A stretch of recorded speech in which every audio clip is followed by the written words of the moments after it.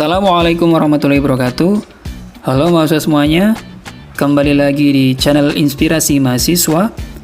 Mohon maaf 2 bulan ini baru upload video lagi, karena 2 bulan terakhir sedang fokus ke hal yang lain. Di video kali ini saya akan melanjutkan tentang seri penelitian, khususnya tentang dasar-dasar penelitian, yaitu tentang instrumentasi, atau dalam bahasa lain biasa disebut teknik dan instrumen pengumpulan data.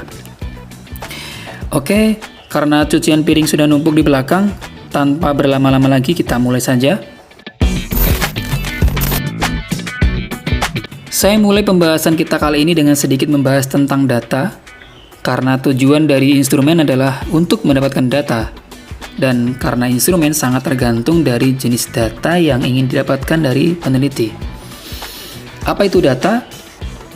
Data adalah jenis informasi yang ingin didapatkan oleh peneliti dari penelitian yang dilakukan. Contoh data antara lain seperti usia, jenis kelamin, aktivitas fisik. Ada juga data berupa skor dari sebuah tes yang diberikan oleh peneliti. Ada juga bentuk data berupa tanggapan terhadap pertanyaan peneliti dalam wawancara lisan atau isian kuesioner. Kalau dalam bidang olahraga misalnya data berupa kecepatan lari, kekuatan tubuh, kebugaran, dan seterusnya. Semuanya tadi adalah merupakan berbagai jenis data yang mungkin ingin dikumpulkan oleh peneliti sebagai bagian dari penelitian. Perangkat seperti tes tertentu, lembar kuesioner, atau skala penilaian, dan bentuk lainnya untuk mengumpulkan data, itulah yang disebut instrumen. Instrumen adalah alat bantu, baik berupa tes, lembar kuesioner, atau yang lain yang digunakan oleh peneliti untuk memperoleh data penelitian.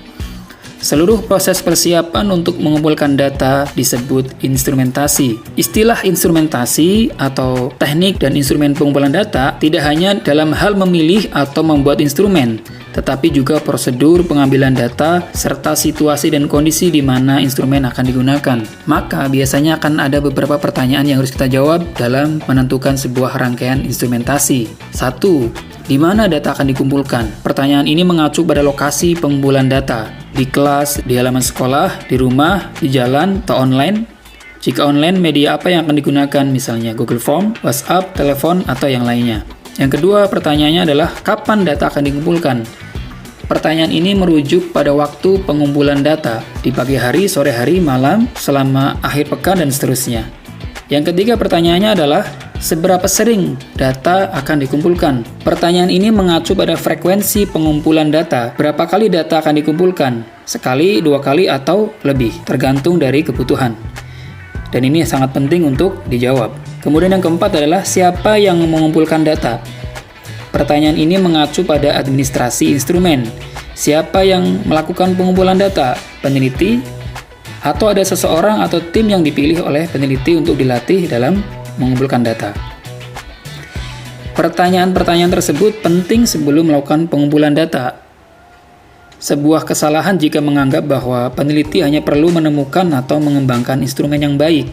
Data yang didapatkan dari instrumen dapat dipengaruhi oleh hal-hal tadi, yaitu lokasi, waktu, dan sikon ketika pengumpulan data. Instrumen yang baik belum tentu menghasilkan data yang baik pula, atau data bisa jadi tidak berguna ketika penggunaan instrumen tersebut tidak benar atau dalam situasi yang tidak tepat. Misal seorang peneliti memberikan sebuah kuesioner kepada responden, namun dalam memberikan kuesioner kurang ramah, terkesan memaksa, atau pada situasi saat responden sedang sibuk, sehingga terkesan mengganggu responden, atau bahkan ketika responden sedang istirahat karena kelelahan. Maka hasil kuesioner tersebut bisa jadi tidak menggambarkan hal yang sesungguhnya. Akhirnya, datanya juga tidak berguna untuk penelitian. Maka keputusan peneliti tentang lokasi, waktu, frekuensi, dan siapa yang akan mengambil data sangat menentukan keberhasilan pengumpulan data penelitian.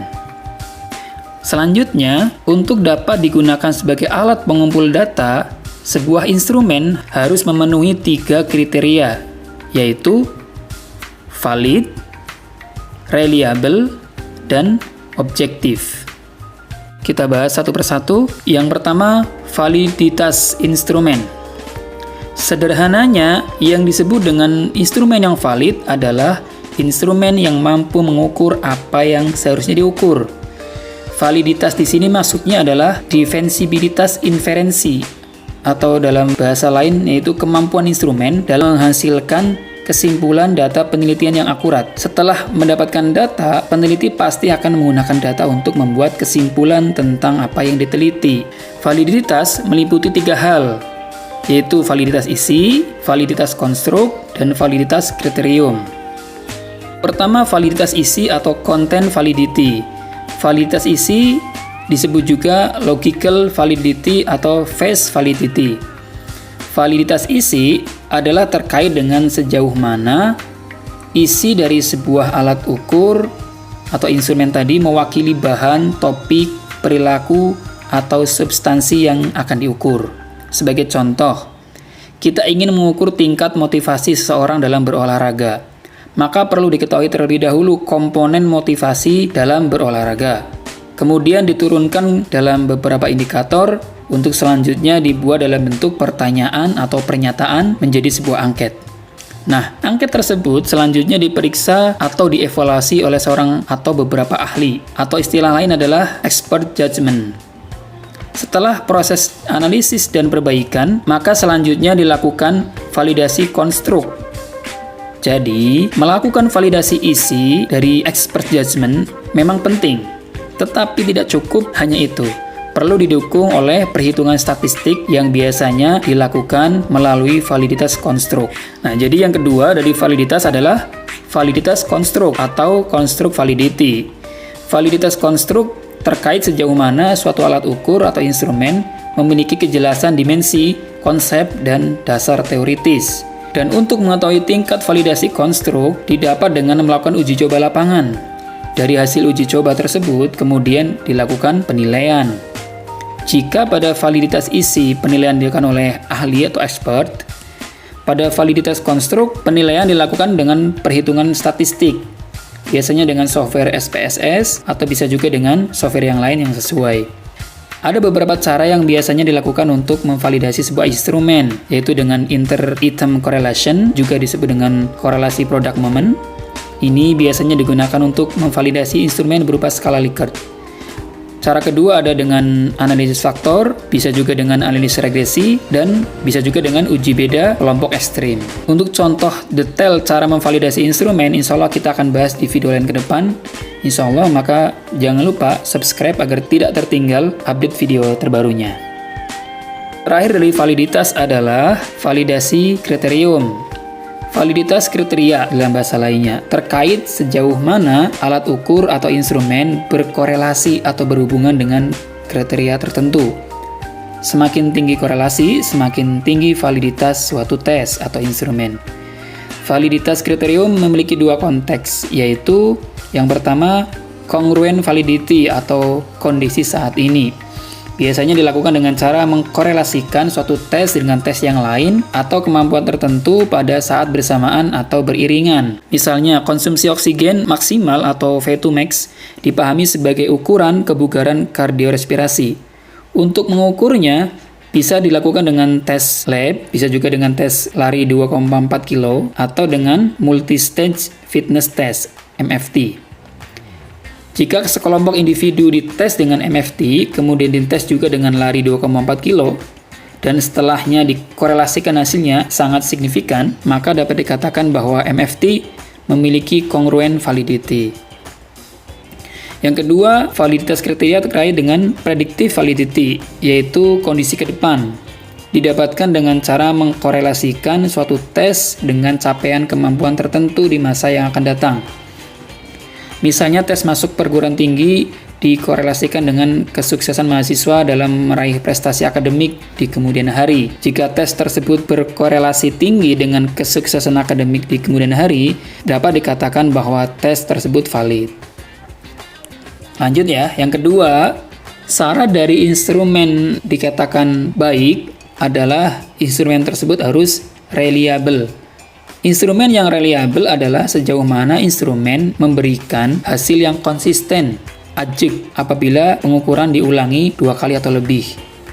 Misalnya, jika seorang peneliti mengetahui tingkat kebugaran sekelompok individu pada waktu yang berbeda.